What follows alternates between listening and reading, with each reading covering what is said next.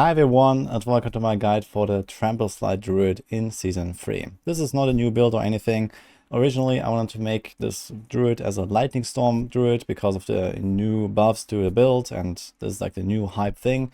But on my way leveling up I found all these Trampleslide aspects and I had never played the build before. So I figured I'll just try it out and had a ton of fun with this. It was an absolute blast to play. It was really powerful actually. And I went all the way to level 100, min-maxing it for T100 dungeons that were an absolute breeze of this. And this was not even like fully complete with, didn't have my glyphs fully leveled. The gear was not super crazy, so nothing crazy going on in this build, and I was just breezing through those T100s. So I have the setup here, I made a planner, and I want to tell you all about it. But overall, this is a really smooth, fun to play build in my opinion. I really like these like satisfying nukes. I included, for example, Godslayer Crown in the setup to pull enemies together. And the main idea of this build is that you either trample, spawning a lot of these landslides around you automatically, or use Poison Creeper that spawns them around you in a circle. And then you try to reset Poison Creeper with the Spirit Boon, and otherwise just wait for the trample cooldown to use that more often. And there is a separate version of this that you can play with Nature's Fury, where you can also reset trample all the time by just attacking and using the symbiotic aspect. However, I felt it was not worth giving up all that damage in order to just trample a little bit more. So I actually tried that, but I was not happy with the result. Instead, I have this setup here running the triple companion combo with Shepherd and Stampede aspects for the extra damage buff and Earth and Might for the 100% guaranteed crit. So like this, you have insane damage output. Your tramples and poison creepers can nuke down even bosses in some cases in a single nuke or so. So if we skip forward a little bit in this clip, for example, here's the Drowned Sea Hack on T100. And even for like a relatively unlucky, like almost no procs kind of fight here, I can decimate those T100 dungeon bosses in sometimes 10 seconds or so. Maybe up to 20 seconds. So the kill speed, even up to the highest tiers, is fine. And again, this is not fully min-maxed yet. As you can see, I'm still leveling my main glyphs and so on. And I basically had barely reached level 100 right before I made this recording here. And likewise, for example, in the next dungeon, I can show you the boss clip as well. So this is how that looks on another T100 in Path of the Blind against Scourge of the Land. The boss damage is incredible, and basically all elites die in like a single combo, just trampling through them or using like one Poison Creeper, Godslayer Crown, pulls them together, and it feels extremely fun and satisfying. And with that, let's jump into the setup here. This is something you cannot really level with just Codex powers. There are 3 different aspects that are drop only that you want to get here. So number 1 is the Subterranean aspect. This gives you your Poison Creeper the ability to spawn landslides around here. So every time you press Poison Creeper, first of all, you get all the poison synergies like Envenom and Heightened Malice from the Paragons for extra damage. But then also you get these free landslides. So the idea is they don't really cast landslide yourself very much, maybe here and there, but for the most part, you actually just have this and use that all the time. And together with the Spirit Boon, you can reset the cooldown all the time. So you get a lot of these procs, and you stack Lucky Hit, and like this, you can reset this Pack Leader all the time. Sometimes you can just press it like once every second. When there's like a bunch of enemies, it will just trigger over and over and over. And even on the boss, with all these hits that they do, very frequently you just get it back immediately. Or maybe you wait for the trample, and then the trample spawns all these landslides. So this is the second aspect here, the Trampled Earth, where when you trample, you summon these 6 landslide pillars, and they basically cover the entire screen. Now, one problem of trample is that it kind of pushes everything away, but since this covers the entire screen, you usually just hit everything anyway. So it's not really such a problem, and you have like this insane array nuke. So those are your 2 main aspects here. And then there's also the landslide specific aspect that gives you a second earth pillar, or it strikes a second time and gives a bit of extra damage. So this is the aftershock. And this is the combo of the 3 aspects you're trying to find in order to play this build. If you don't have any of them, as I said, they're not in the codex, I would not recommend playing landslide. It is a pretty kind of weak skill early on, so I suggest if you're leveling, just do something like Lightning Storm and Rabies or something. Wait for those aspects to drop, but eventually they will drop and then you can start blasting. I think if you just have the Aftershock aspect and then maybe one of those 2 others, you're already fine. So you can already start switching to it and then wait for the last one. But yeah, you should definitely have a bit of a combo here. Other than that, the other aspects are just pure damage upgrades. So I mentioned this, we have the Companion, Shepherd's aspect. You want to have as many companions as possible, so we also use the Stampede here. And we have all the 3 companions on the bar. So we have the 2 Poison Creepers, we're going to have 3 Wolves, and we're going to have 4 Ravens. So this gives you a massive damage buff from the Shepherd's aspect. And then there's also the Retaliation. This is just another generic damage increase. This could also be something utility, where you can, you know, move one of the aspects from the amulet and then have a defensive there or something like that. But I figured it was fine. My defenses were okay, even running the triple companion combo, because I had some other defensive choices.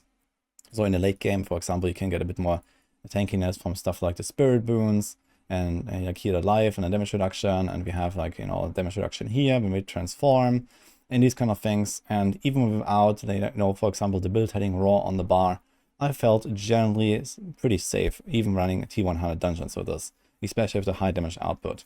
Now, there is a bit of a progression here in this setup. So I have the leveling with pre-uniques, and then I have the leveling level 100 with uniques here. So the main difference is that later on you're going to run Tybalt's Will.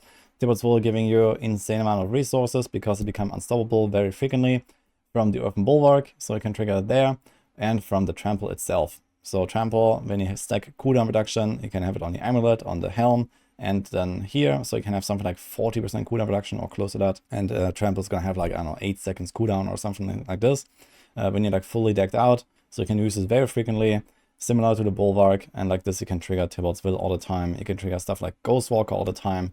So you're actually also pretty speedy, even being a Druid. So at least once you have a bit of like a cooldown reduction and the movement speed amulet, movement speed boots, movement speed on elite kill, you can actually run at movement speed cap nearly all the time by just pressing those buttons, or get very close to that.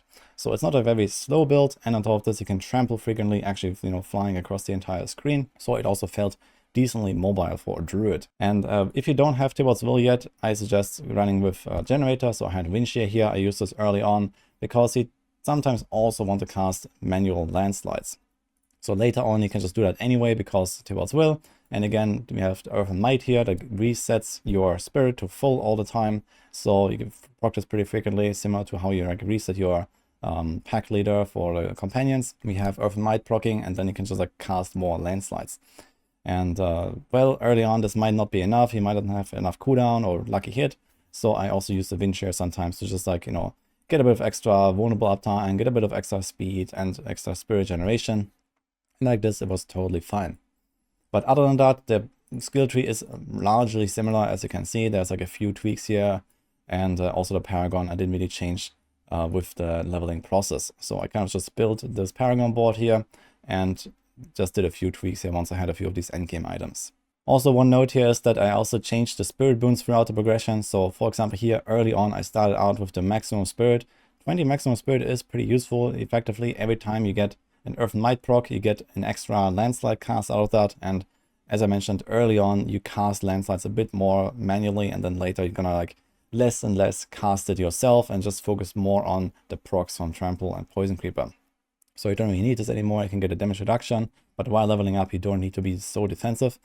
And likewise, here I had the 5% crit early on because you don't necessarily get the 100% crit chance from Earth and Might all the time. But later on, you have so many procs, so much lucky hit. I just went for the extra life, the damage reduction, and then I was pretty safe. Now, I talked a lot about the different aspects already. So we can finish this here. I have the Juggernaut aspect. This is a very powerful armor boost. So you want to have this or Disobedience, but I really like Juggernaut more. And I didn't really feel like I suffered from the downside of the longer evade cooldown. You can run pretty fast with the setup, as I mentioned. And like this, you don't really have to evade very much. So I was totally fine. And with extra evade charges or with attacks reduced evade cooldown, you can also run that. In fact, you actually get like double proc sometimes from, like, for example, you press Poison Creeper, you get one proc, and then the landslides that come out of it also give you another proc, for example. So you can actually reset your cooldown pretty fast if you use the other one. So that is a pretty nice perk, and Juggernaut just kind of carries your armor all the way. Maybe you want to have like one armor roll here on the chest or so, and otherwise just damage reduction rolls, and you're pretty safe.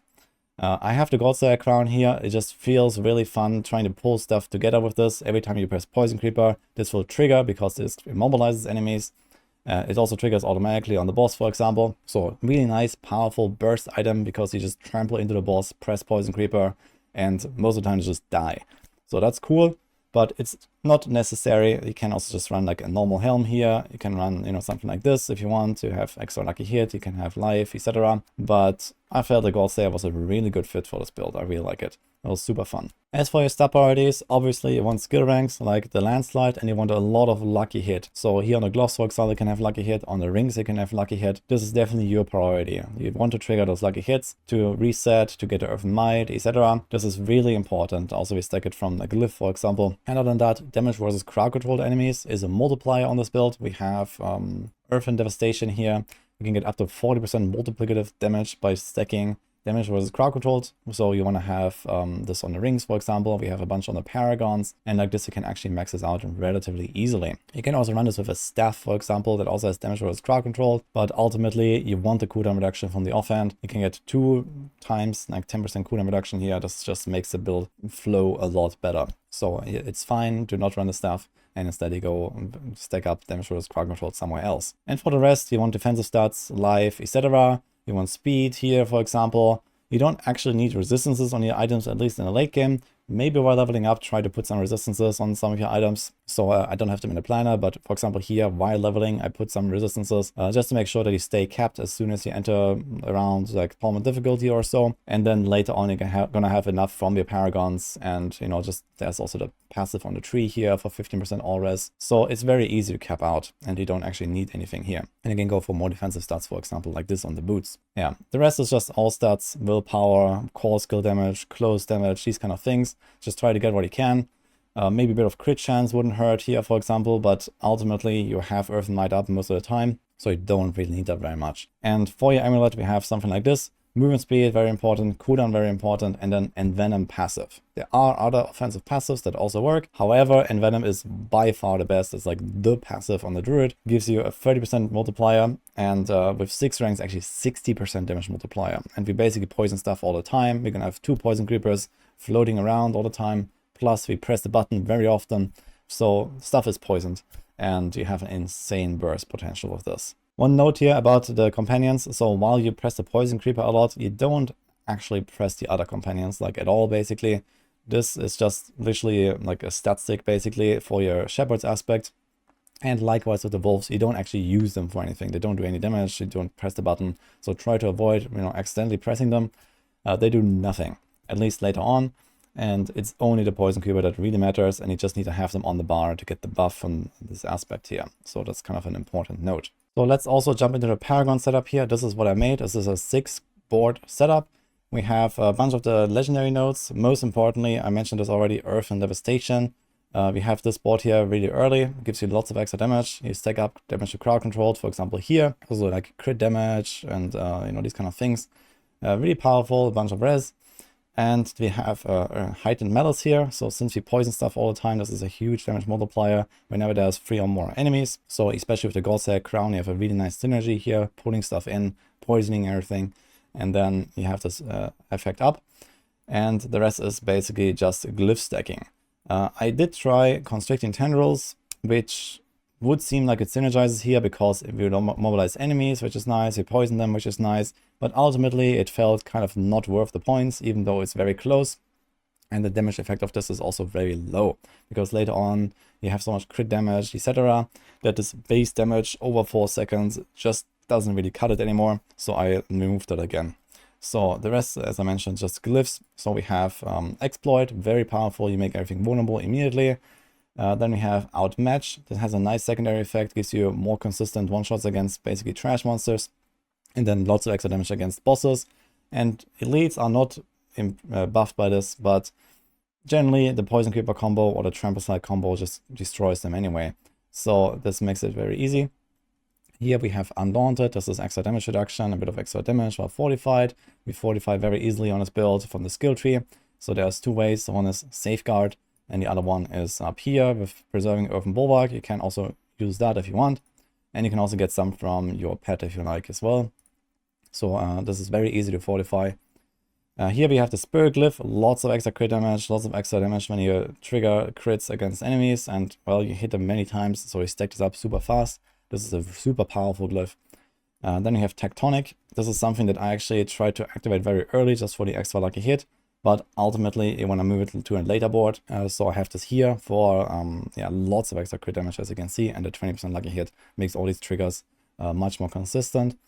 And we have Earth and Sky here. This is another like magic button glyph, and also just extra nature magic skill damage. And you see here we actually invest a lot into the resistances on the Paragons, like there and here. And once you have your glyphs leveled up and you have all these boards unlocked, you won't really need resistances on your gear anymore. So it's relatively easy to cap out. And perhaps if you don't actually cap out based on, for example, what rings you have or something like that, you could also roll another res or so on your boots. But for the most part, this is the setup. You might have to move around some of the glyphs early on if you haven't leveled them to 15. So as I mentioned, especially Tectonic is something that I try to get online as soon as possible, and also Exploit. So I think these are like the two priority glyphs right now. And then the rest is kind of like put them in these slots here wherever you can, whenever they can be activated. And the rest of the Paragon setup is basically just like stacking a bunch of useful stuff. So, you know, we have a bit of extra damage reduction, we have the damage reduction from poisoned, and here's a bit of res and life. And here's also damage to crowd control and life, and nature magic damage, and so on. So this is basically the Paragon setup, pretty straightforward. So you just build this, you know, in exactly this order. Try to move the glyphs around depending on your level, and that's it. Now to talk about the Seneschal Companion real quick. It's a relatively straightforward setup. I have Flash of Adrenaline for the extra buff, Duration and Tactical to make it nearly permanent, and then Fortify. This is kind of whatever. If you have Genesis, you're gonna put that here. And we have Tempest. It's just like the fastest attack skill. So we combine this with resources, so you can just cast your landslides manually a bit more often. It's just kind of helpful. We have breaking support, so sometimes the boss fights are longer and then your pet can apply the vulnerable for you, which is kind of helpful. And we have safeguard for extra damage reduction. And if you have Evernight, you're going to put this here, either instead of resource or safeguard. And then this is the entire like Seneschal setup that I suggest. And that's also it for this guide. So I hope you enjoyed it. If you're looking for something else with a Druid, or you have your Druid already like maxed out and you want to try something besides Lightning Storm this season, for example, I really suggest Trampleslide. It was super fun build. If you haven't tried this yet, it just feels amazing doing this insane AoE nuke with the Poison Creeper resetting. Of course, you have to pay a bit of attention to those random procs. So this is based on these lucky hit effects, on the Earth and Might procs, on the Poison Creeper resets, etc. So you have to pay attention to that a little bit. But ultimately, a pretty chill playstyle because you barely ever have to attack. You just kind of like run into the pack, press the button. You see here the Poison Creeper comes back immediately. And you just go from pack to pack, kind of one-shotting entire rooms. So that's the cool part about this build, and had a lot of fun playing it. That's also it for this guide. So hope you enjoyed it. I wish you good luck with the rest of Season 3, and see you guys next time.